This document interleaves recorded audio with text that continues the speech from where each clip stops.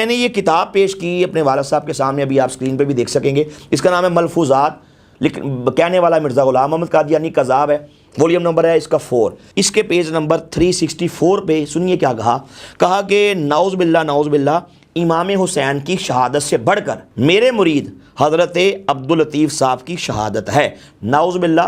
तो मैंने जब ये इबारत पेश की, वालिद साहब एक दफ़ा हिल गए।